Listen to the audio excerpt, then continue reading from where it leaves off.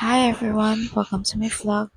So, ngayon naman is sasamahan nyo ako for my P-pop audition. Kumakain muna ako kasi papagalitan na naman ako ng nanay ko kapag hindi ako kumain bago umalis. Kaya eto, lumalamon na naman ng lumalamon. Actually, hindi ko talaga alam yung magaganap sa audition pero pinag-ready kami ng dance and a cappella song. So, after ko kumain is magme-makeup na ako kasi ilang minuto na lang dadating na yung mama ko. Ito yung unang-una ko lagi talagang ginagamit is yung original moisturizer. Then, after nyan is papatuyuin ko na lang. So, yung O2O concealer lang yung gagamitin ko kasi hindi ako gumagamit ng foundation. Then, that's my final look. I know, that's not my final. Ito yung final talaga. Last na. Grabe mga ate, hindi na talaga ako nakapag-outfit check dyan kasi ate pagdating talaga ng mama ko, like pag after niya kumain, like naggora-gora na talaga agad kami.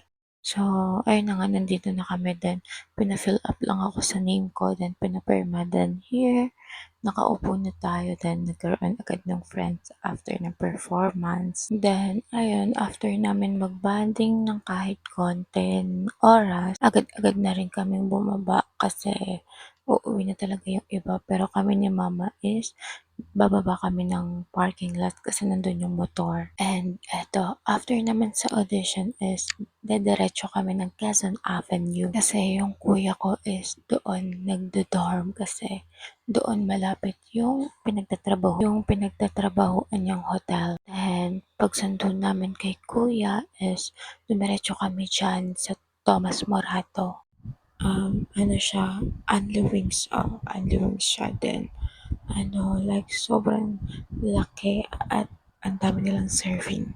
Then, si mama talaga yung naghahawak ng camera kaya nakakahilo. And dumiretso agad kami sa Quiapo Church para magsimba kahit 30 minutes man lang or makapag-pray. And nung nandito na kami sa loob is after 30 minutes lumabas agad kami kasi pag ano yan is sabay-sabay na. Then eto, tingin-tingin lang kasi sa sobrang kabusugan. Then after nun is didiretso na kami sa like ano siya, Binondo. Yeah, sa Binondo.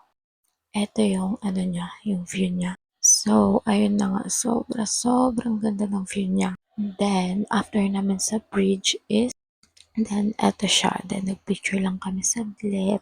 As in, super saglit lang talaga. It's time to uwi na kasi may online class pa ang above na ito.